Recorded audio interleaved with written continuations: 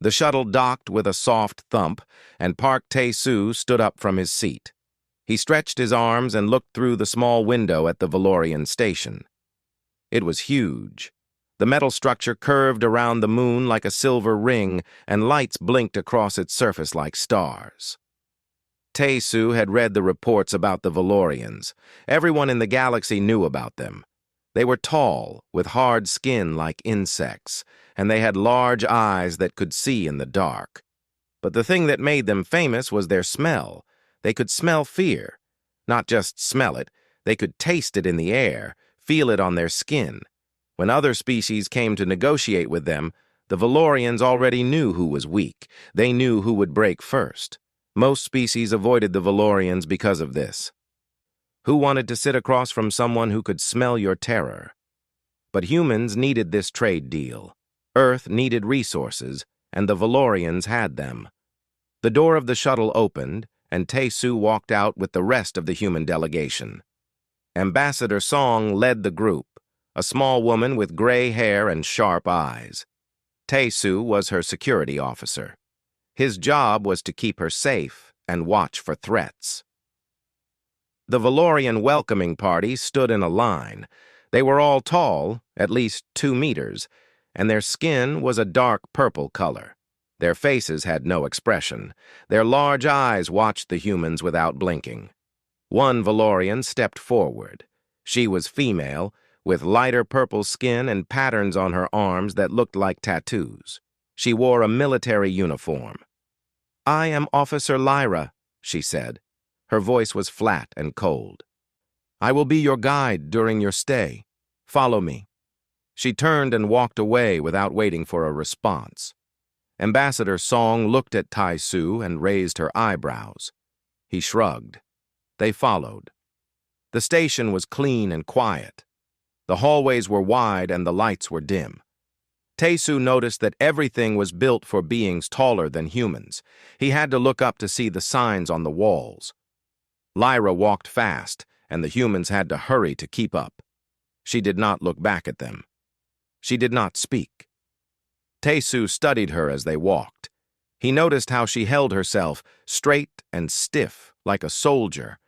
He noticed how her head turned slightly when they passed other Valorians, as if she was always watching everything around her. She was a predator. This whole species was predators. They reached the quarters assigned to the human delegation. The rooms were simple, but comfortable. Lyra stood at the door and finally turned to face them. "The first meeting will be tomorrow," she said. "Commander Dren will lead the negotiations for our side. Do not be late." Ambassador Song nodded. "Thank you, Officer Lyra. We appreciate your hospitality." Lyra did not respond to this. Instead, she looked at Tae-soo. Her large eyes studied him for a long moment. Her nostrils, 2 small slits on her face, opened wider. She was smelling him. Tae-soo looked back at her calmly. He had been in many dangerous situations before. He had been a soldier on Earth, had seen combat, had faced death more than once. He knew what it felt like to be afraid, but he also knew how to keep that fear locked away in a box inside his mind. Lyra's eyes narrowed. Something changed in her expression. Confusion, maybe. She smelled the air again. "Is there something wrong?" Tae-soo asked politely. "No," she said quickly. "Nothing is wrong." She left without another word. Tae-soo watched her go. He knew what had just happened. She had tried to smell his fear, and she had found nothing. That would bother her. That would make her curious. Good, he thought. Let her be curious. The next morning, Tae-soo woke early and walked through the station.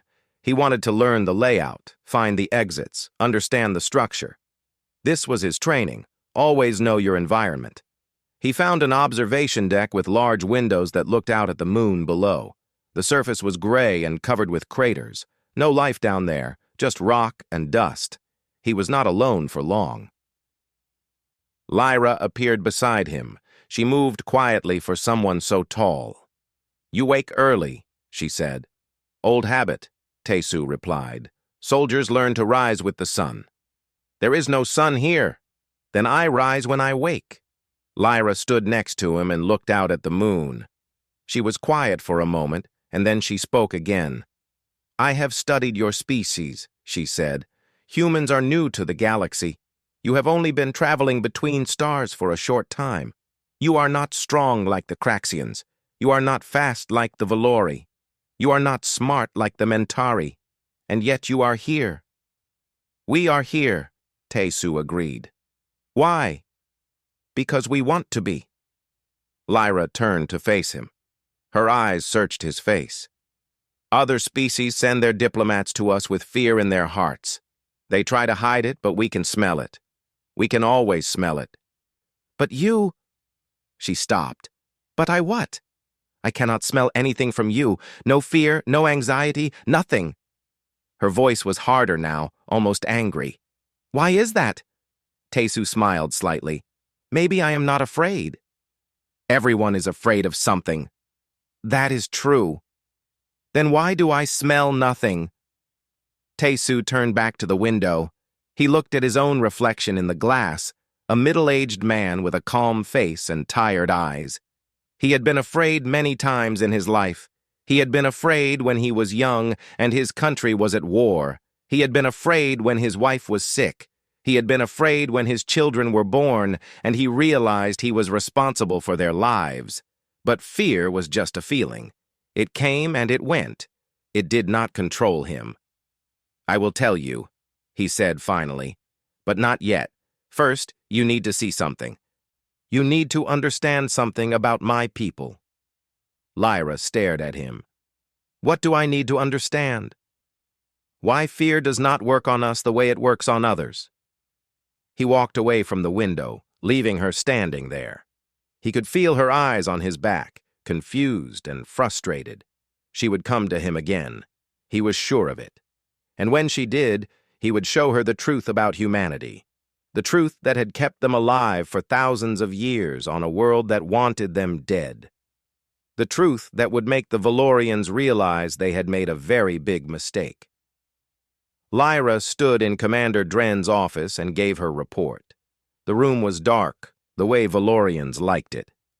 Dren sat behind his desk, his large eyes glowing slightly in the dim light. You say you could not smell his fear? Dren asked. No, Commander. Nothing. It was like he was empty inside. Dren made a sound in his throat. Perhaps humans do not produce the same chemicals as other species. Perhaps their fear smells different. I considered that, Lyra said. But I have studied human biology. They produce the same stress hormones as most species. Adrenaline, cortisol. I should be able to detect these. Then he was not afraid. How can that be? He is on a station full of Valorians. He is far from his home. He knows what we can do. How can he not be afraid? Dren leaned back in his chair. Maybe humans are stupid. Maybe they do not understand danger. He does not seem stupid, Commander. Then test him. Find out if he can be frightened. If he cannot, I want to know why. Lyra nodded. Yes, Commander. She left his office with a plan forming in her mind. She would test this human. She would find his fear. Everyone had fear. It was just a matter of finding the right trigger. The next day, Lyra arranged for Tesu to take a tour of the station. She told him it was standard procedure for security officers to understand the facility. He agreed without question. She took him to the lower levels first, where the station's power systems hummed and groaned. The corridors were narrow here, and the lights flickered. Most species felt uncomfortable in tight spaces with bad lighting. But Tesu walked calmly, looking around with interest. Impressive engineering, he said. How old is this station? 300 years, Lyra replied. She watched him carefully, but his heartbeat remained steady. His breathing did not change. She took him deeper, to a section where the artificial gravity was weaker. Some beings became sick when gravity changed. Tesu simply adjusted his walk and continued. Next, she took him to the military section. She showed him the armory, filled with weapons that could burn through metal. She showed him the combat training room, where Valorian soldiers practiced with blades and claws. 2 soldiers were sparring when they arrived, moving faster than most eyes could follow, their strikes powerful enough to crack stone. Tae-Soo watched them with interest.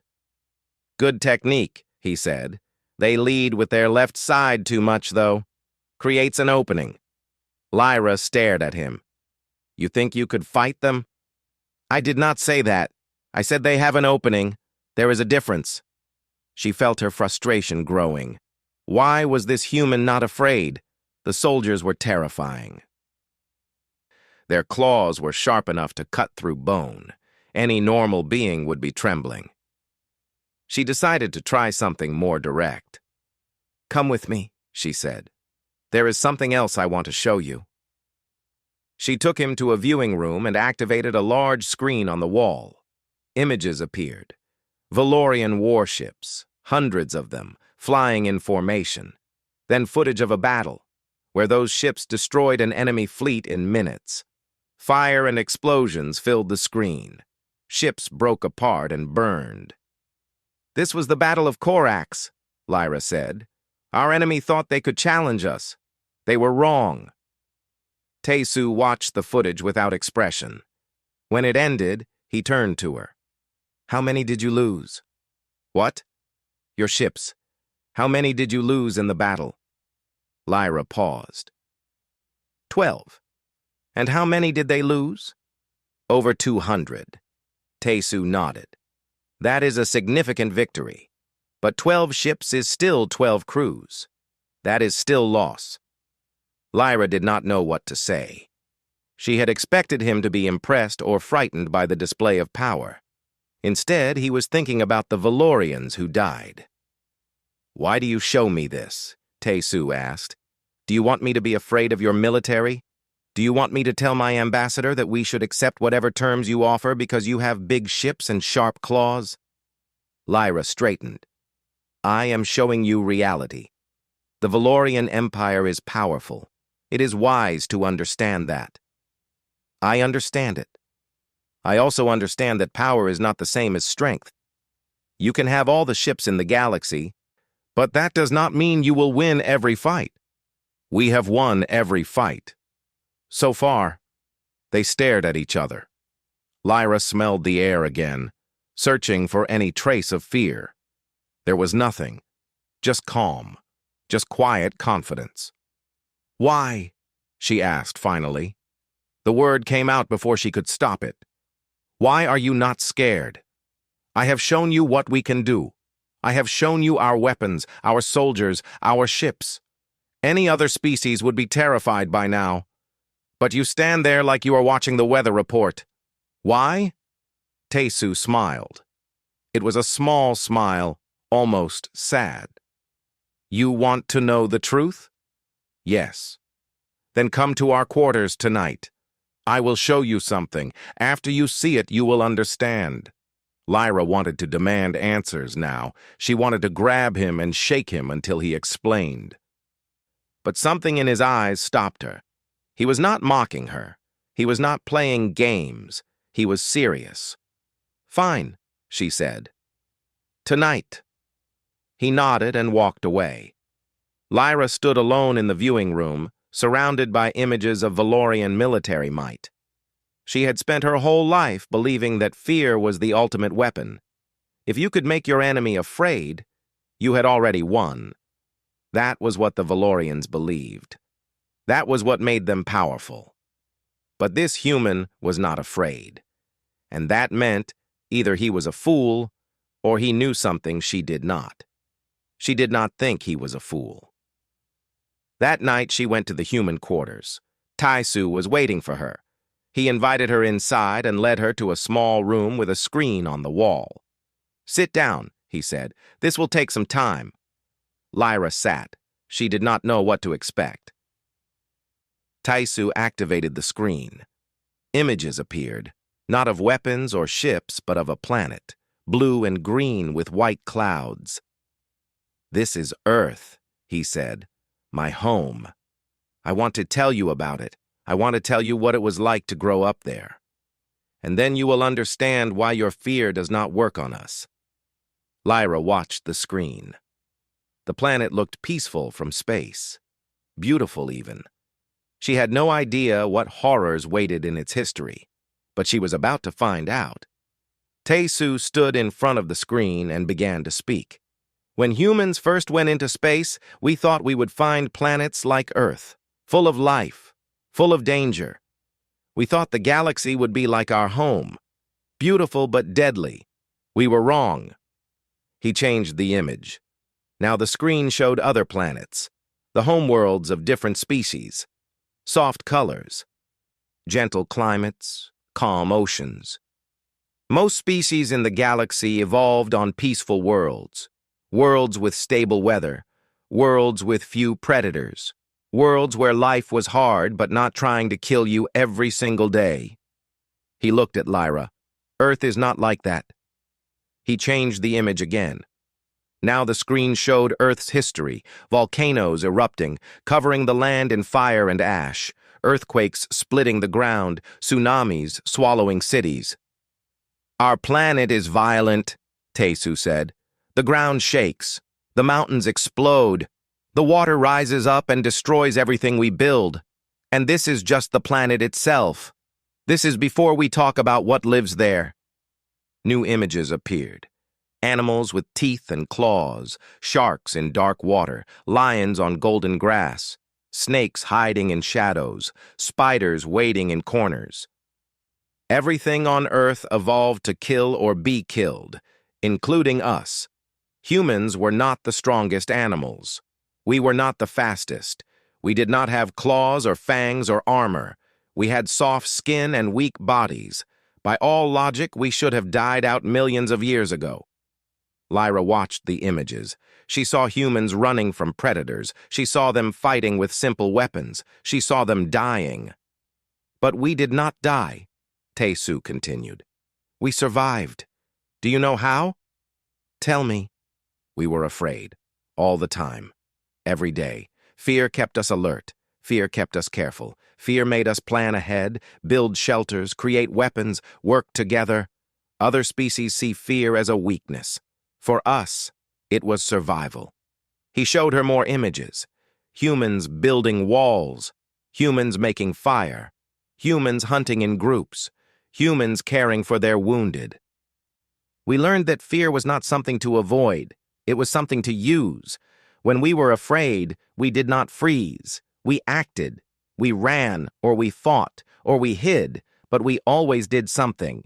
The ones who froze, they died. The ones who acted, they lived. And they had children, and those children learned to act when afraid." Lyra felt something cold in her stomach. She was beginning to understand. "Millions of years of this," Tae-Soo said. "Millions of years of fear and death and survival. It changed us. It became part of us. We are afraid all the time, Lyra. Every human you meet is carrying fear inside them.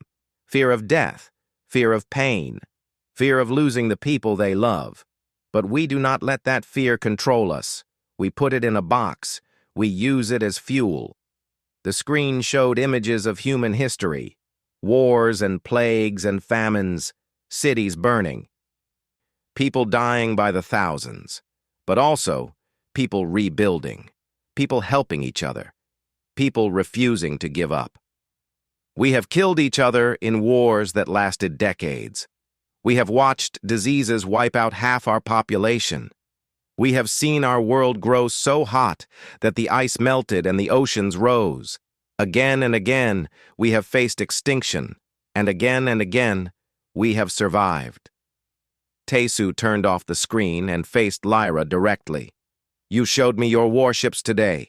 You showed me your soldiers. You wanted me to be afraid. But Lyra, I have seen worse.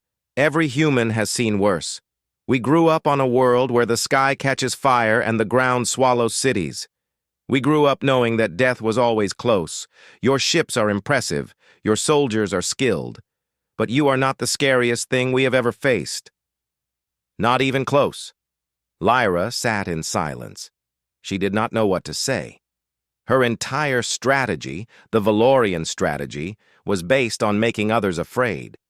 But how could you scare a species that had been afraid since birth? How could you intimidate someone who had already faced every nightmare imaginable? "You asked me why I am not scared," Tae-Soo said. "The truth is, I am scared. I am always scared. I am scared right now, sitting in this room with you. I am scared that these negotiations will fail. I am scared that I will never see my family again. I am scared of dying alone, far from home." He sat down across from her. His eyes were calm, but she could see something behind them now. Depth, weight, pain. "But fear is just a feeling," he said. "It comes and it goes. It tells me there is danger, and then I decide what to do about it. I do not let it decide for me. That is what humans learned on Earth. That is why we survived, and that is why your tricks do not work on us." Lyra finally spoke. Her voice was quiet. "Then we cannot intimidate you. No. We cannot make you submit through fear. No. Then what can we do?" Tae-Soo leaned forward. "You can talk to us. You can negotiate with us fairly. You can treat us as equals and find common ground. That is what works with humans. Respect, not fear. Partnership, not domination." Lyra looked at him for a long moment. She thought about everything she had learned, everything she had been taught. The Valorian way was to dominate, to make others bow through strength and terror. It had worked for thousands of years, but it would not work with humans. "I must report this to Commander Dren," she said. "I know. He will not like it. I know that too." She stood up. At the door, she stopped and looked back at him. "Your species is strange," she said. "You are afraid all the time, but you act as if you are not. You are weak, but you do not break. I do not understand you." Tae-Soo smiled slightly. "Most species do not. That is part of our advantage."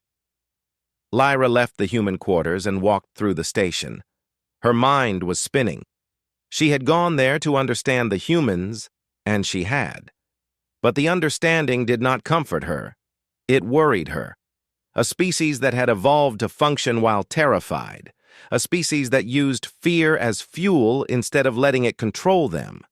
A species that had survived every disaster their deadly world could throw at them. The Valorians had made a mistake. They had looked at humans and seen a young, weak species. Easy to manipulate. Easy to control. They were wrong.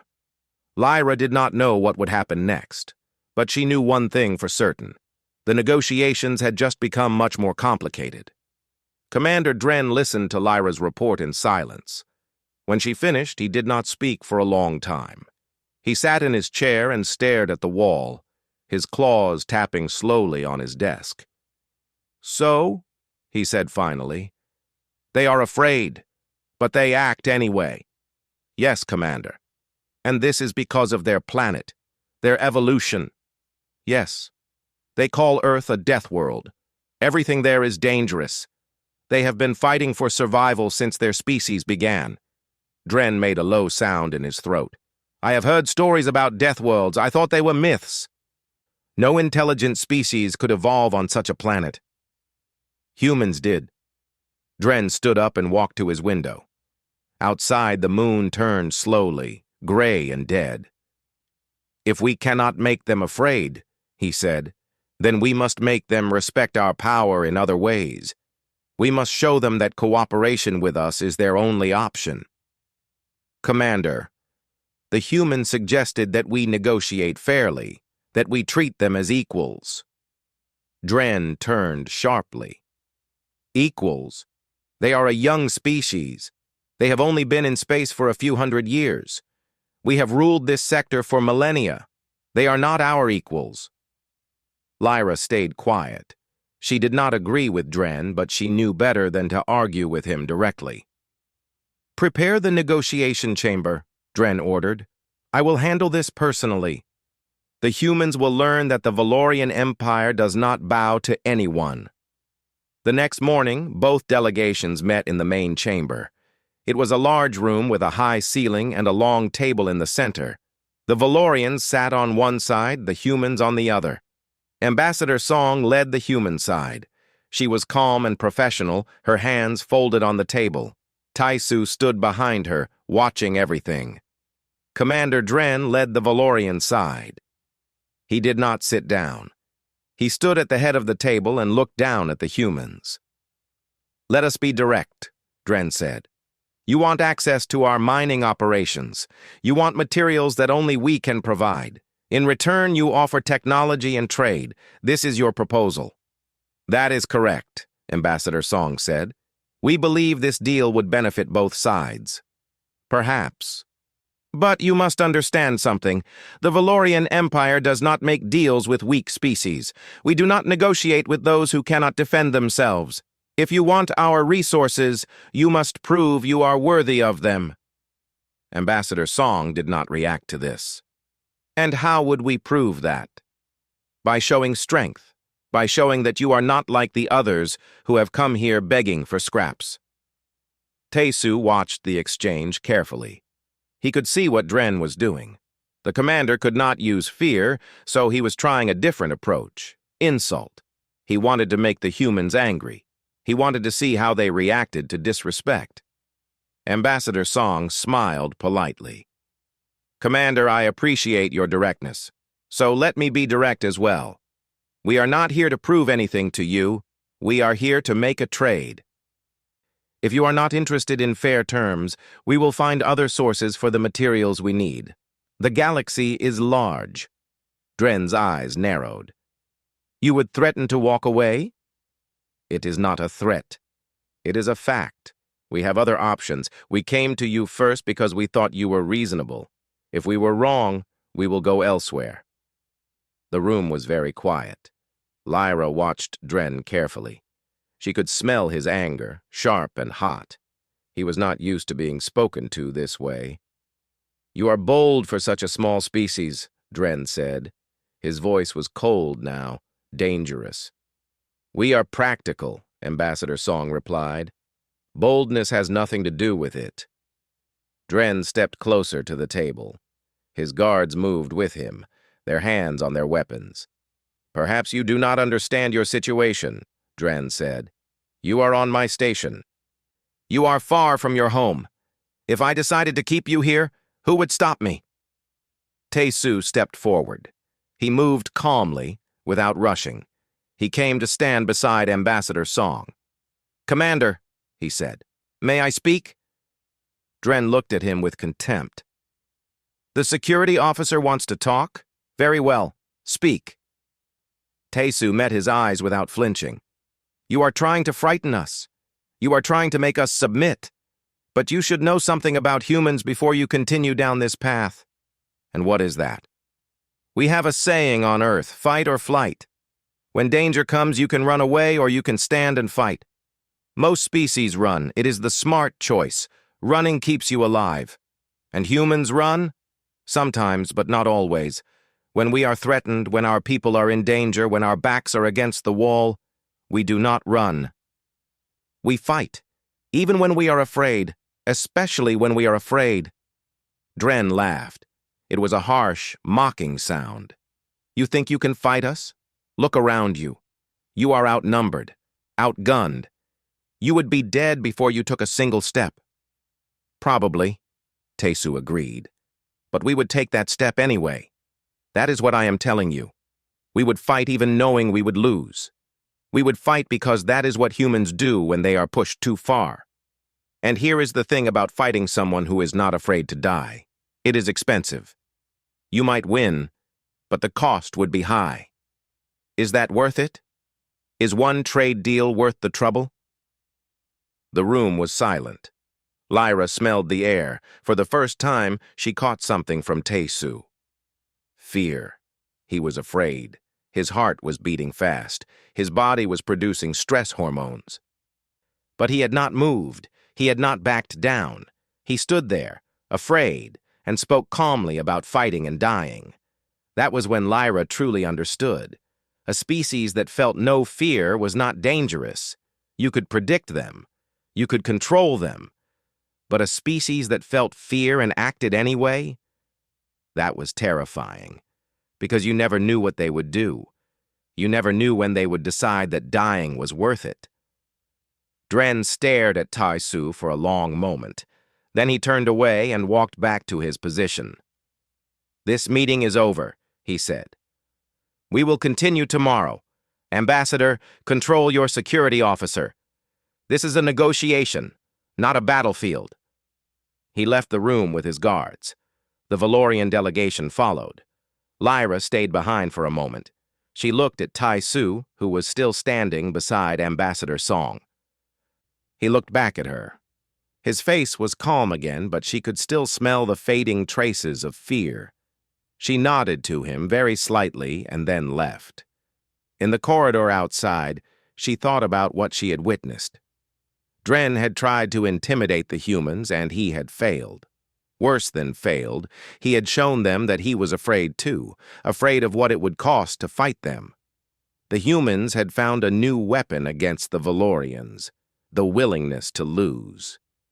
Lyra did not know what would happen next, but she knew that something had changed. The balance of power in that room had shifted, and for the first time in her life she was not sure her side had the advantage. The station was quiet that night. Most of the Valorians had gone to their quarters, and the corridors were empty. But Lyra could not sleep. She walked through the halls, thinking about everything that had happened. She found herself at the observation deck again. The moon still turned below, gray and silent. She stood at the window and looked at her reflection. She did not recognize herself. For the first time in her career, she was questioning everything she had been taught. "You cannot sleep either?" She turned. Tai Su was there, standing a few meters away.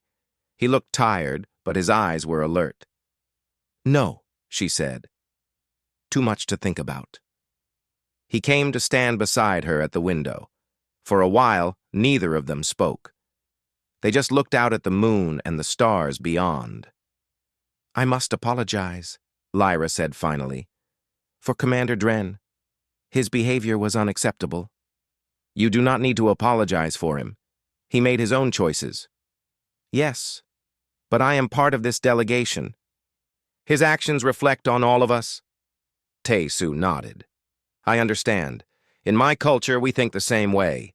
A leader's behavior represents the group." Lyra looked at him. "Your culture. Tell me more about it. Tell me about Korea." Tai Su smiled slightly. "Korea is a small country on Earth.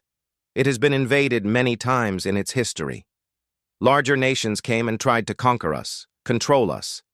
But we always survived. We kept our language, our traditions, our identity. We learned that you do not need to be the biggest or the strongest to survive. You just need to refuse to give up.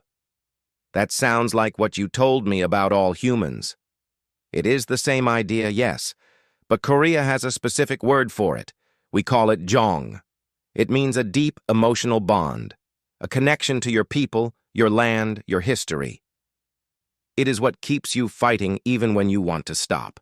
It is what makes you sacrifice for others." Lyra thought about this. The Valorians did not have a word like that. They had words for strength, for power, for victory. But not for the bond that made you keep fighting when all seemed lost. "Why are you telling me this?" she asked. "Because I think you are different from Commander Dren. I think you want to understand, not just dominate." She looked at him carefully. "How do you know that?" "Because you are here. Because you came to our quarters to listen. Because you are asking questions instead of making threats." Lyra did not know what to say. He was right. She was different from Dren. She had always been different, but she had hidden it. She had followed orders, done her duty, been a good officer. But inside, she had always wondered if there was another way. "I should tell you something," she said. "Commander Dren is planning to increase pressure on your delegation. He feels that today's meeting was a failure. He wants to show strength." "What kind of pressure?" "I do not know the details. But he is angry. And when Dren is angry, he makes bad decisions. Taesu nodded slowly. Thank you for telling me. Why are you warning us? Lyra thought about it. Because I do not think war benefits anyone. I think we should make this trade agreement and work together. But Dren sees cooperation as weakness. He will only accept victory. Then he will never be satisfied. There is always someone stronger. Always someone waiting to knock you down. I know. I have tried to tell him. He does not listen. They stood in silence again. The stars glittered in the darkness, millions of them, each one a sun with its own worlds and its own peoples. What will you do? Lyra asked. If Dren escalates? We will respond appropriately. We will not attack first, but we will defend ourselves. Even though you are outnumbered? Even though you know you cannot win? Taesu looked at her. His eyes were serious. Let me tell you a story. A long time ago on Earth, there was a battle. 300 soldiers defended a narrow pass against an army of thousands. They knew they could not win. They knew they would all die.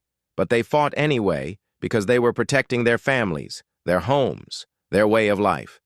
They held the pass for 3 days. They gave their people time to prepare. And then they died? Yes, all of them. But they are remembered forever. Their sacrifice meant something. It showed that some things are worth dying for. Lyra felt a chill. That is terrifying. Yes, it is. That is why humans are dangerous to threaten. We will sacrifice ourselves if we believe the cause is right. And you never know when we will decide that the cause is right. She understood now. The Valorians used fear to control others, but humans used sacrifice to inspire each other. They would die for their people, their beliefs, their honor. How could you threaten someone who was willing to die? I do not want this to turn into a war, Lyra said. There must be another way. There is, but it requires someone on your side to stand up for it. Someone who can convince Dren to change course or take his place if he will not. Lyra looked at him sharply. You are asking me to betray my commander? I am asking you to save both our peoples. Sometimes loyalty to your people means opposing your leaders. She turned away from the window. Her mind was racing. What he was suggesting was dangerous. It could end her career, her life. But if she did nothing, if Dren continued on his path, the result could be much worse. I need to think, she said. I understand. Take the time you need. But do not take too long. Dren is not patient. She walked to the door, then stopped. Taesu.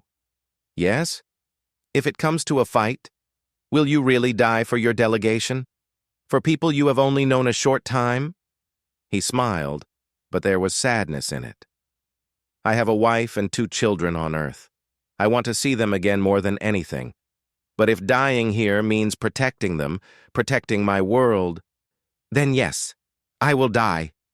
That is what soldiers do. Lyra left the observation deck. She walked through the empty corridors, her footsteps echoing in the silence. She thought about her own family, her own world, her own people. She had always believed in strength. She had always believed that power was the answer. But now she saw that there was another kind of strength. The strength to sacrifice. The strength to stand for something greater than yourself. The humans had that strength. The question was whether the Valorians could learn it too. By the time she reached her quarters, Lyra had made a decision. She did not know if it was the right one. She did not know if it would work. But she knew she had to try. She could not let Dren destroy everything, not when there was a chance for something better. The next morning, Lyra went to see Ambassador Kira. Kira was the highest-ranking diplomat on the station, senior to Commander Dren in political matters, though not in military ones. She was older, with silver patterns on her skin that showed her age and rank. Lyra requested a private meeting. Kira agreed. They met in Kira's office, a room filled with soft light and comfortable furniture. It was different from Dren's dark, cold space. Kira believed that good negotiations required a good environment. "What troubles you, Officer Lyra?" Kira asked. Lyra told her everything. She told her about Taesu, about the history of Earth, about humans and fear. She told her about Dren's confrontation in the negotiation chamber. She told her about her conversation with Taesu the night before. Kira listened without interrupting. When Lyra finished, the ambassador was quiet for a long time. "This is concerning," Kira said finally. "Dren is pushing too hard. If the humans are as you describe, they will not submit. They will fight." "Yes, and I believe they will fight well. They have nothing to lose. Everyone has something to lose. Yes, but they are willing to lose it. That is the difference. They will sacrifice themselves rather than surrender. I saw it in Taesu's eyes. He was afraid, but he was ready to die." Kira stood and walked to her window. Outside, ships moved slowly through space, coming and going from the station. "I have lived a long time," Kira said. "I have negotiated with many species. Some were strong, some were weak, some were clever, some were foolish. But I have never met a species that was willing to lose. That is unusual. It is more than unusual.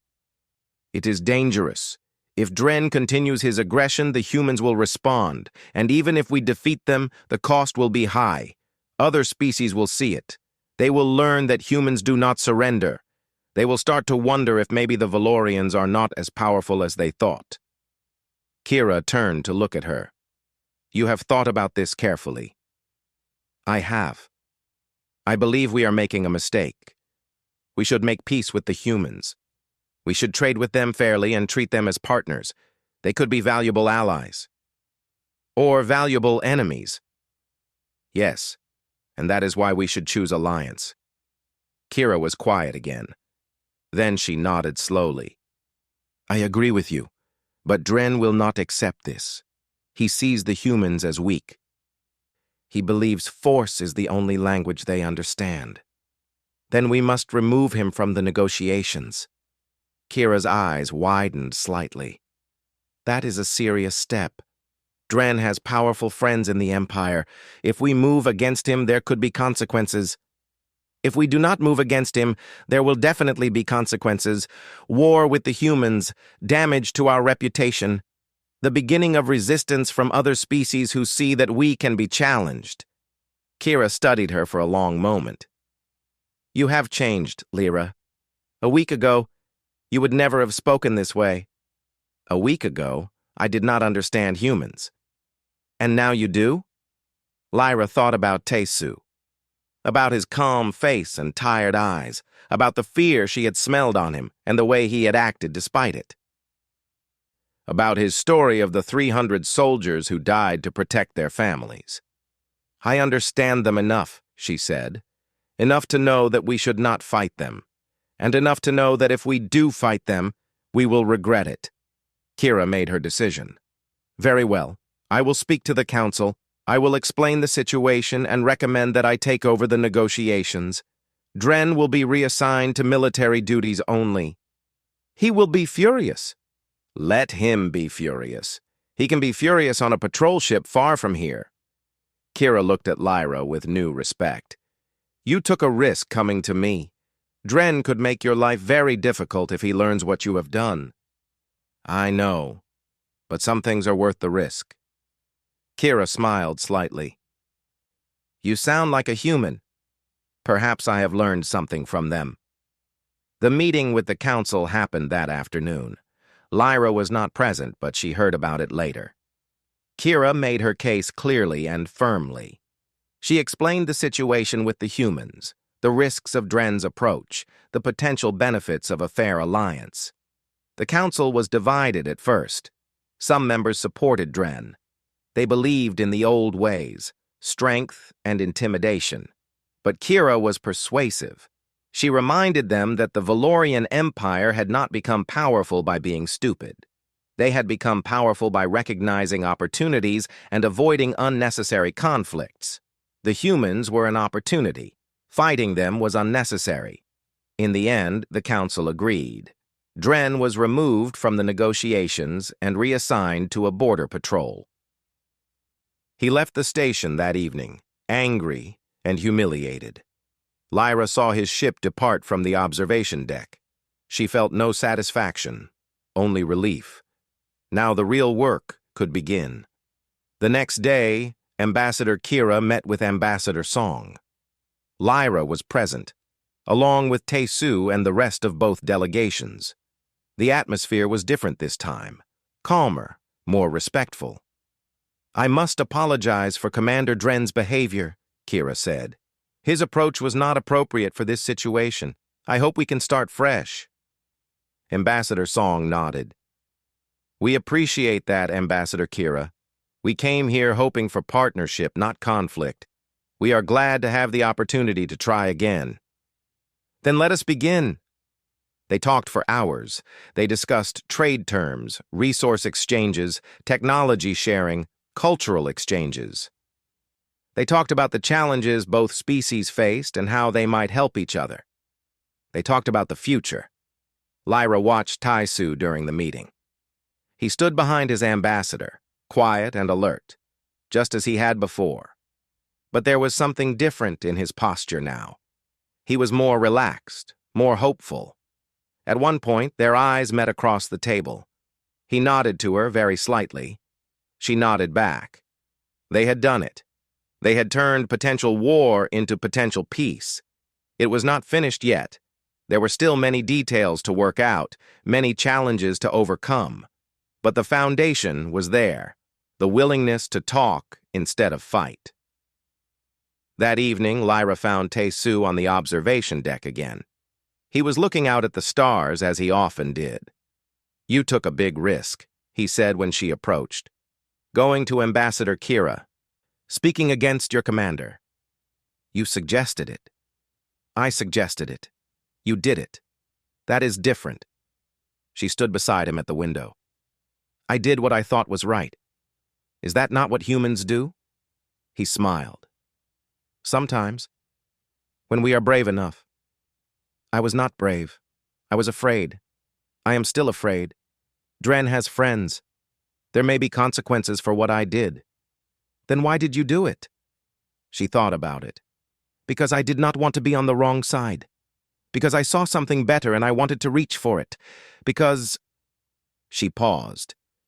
"Because you showed me that fear does not have to stop you. It can push you forward instead." Tae-Soo looked at her. His eyes were warm. "That is a very human way of thinking." "Maybe. Or maybe it is just the right way of thinking. And humans figured it out first." They stood together in comfortable silence, watching the stars turn slowly past the window. Two soldiers from different worlds, different species, who had found common ground in the strangest of places. Tomorrow there would be more negotiations, more challenges, more work to build something new, but tonight there was peace, and that was enough. The negotiations lasted 2 more weeks. There were difficult moments, disagreements about prices, arguments about terms, long debates about details that seemed small but were important. But the tone was different now. Both sides wanted to succeed. Both sides were willing to compromise. Ambassador Kira proved to be a skilled negotiator.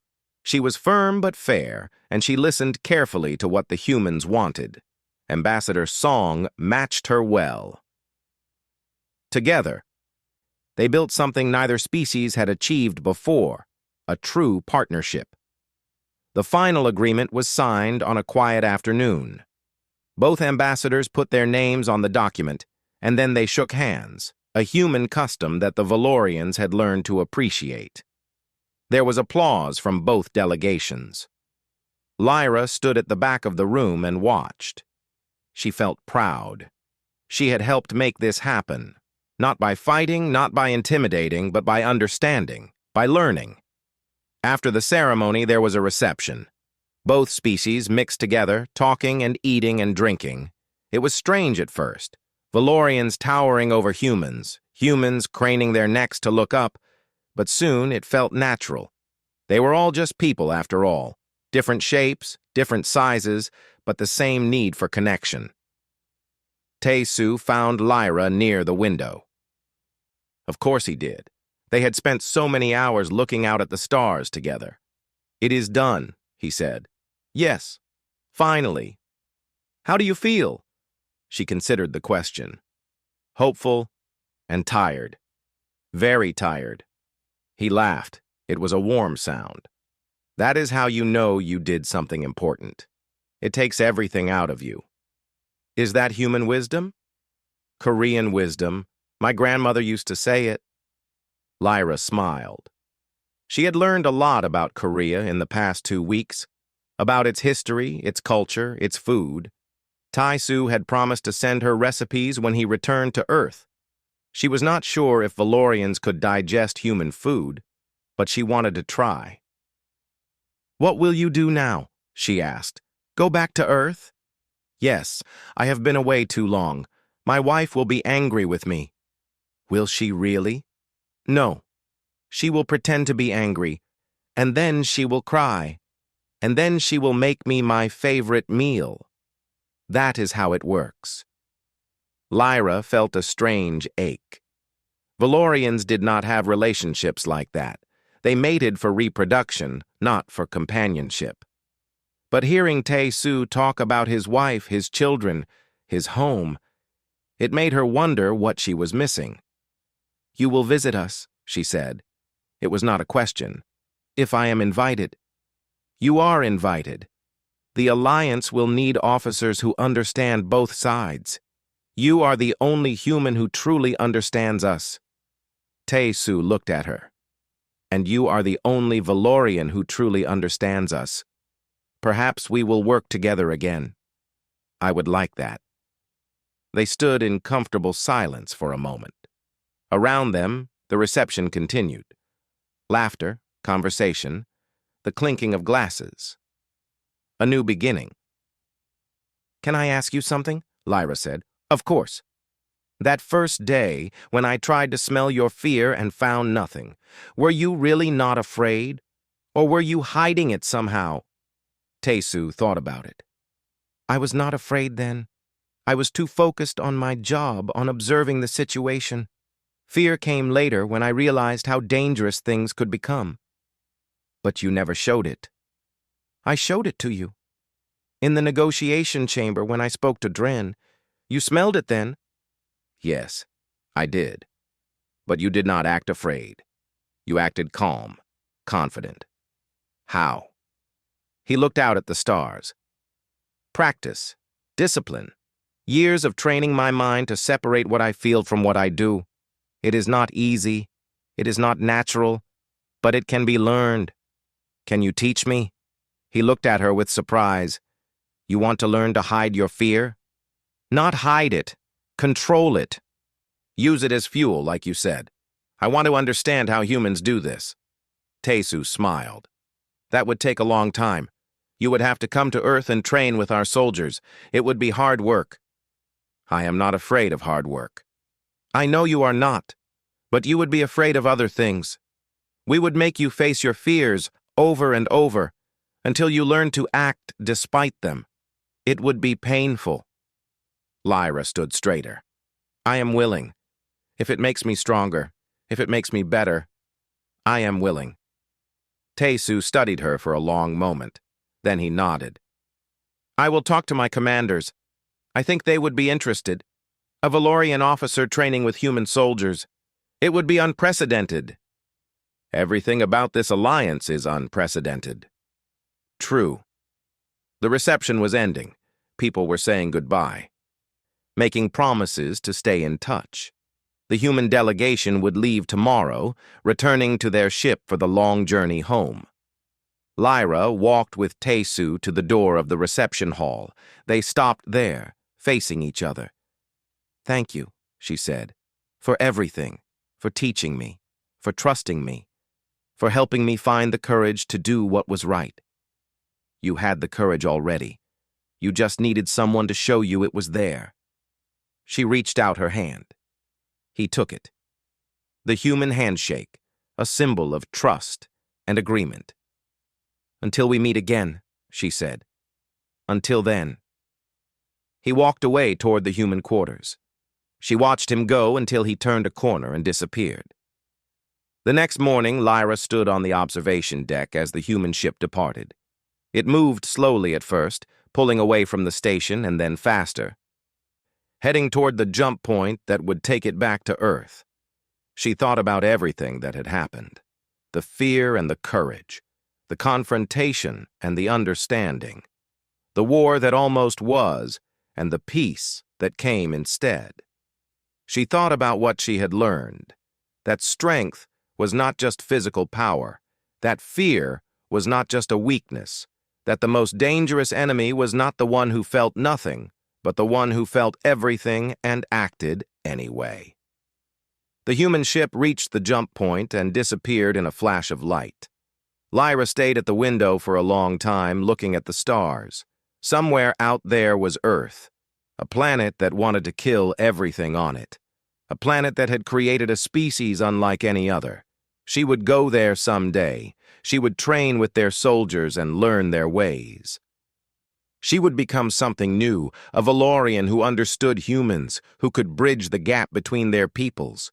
It would be hard. It would be painful. It would force her to face her fears again and again. She was not afraid. Well, she was afraid. But she was going to do it anyway. That was the human way. Maybe it could be her way too.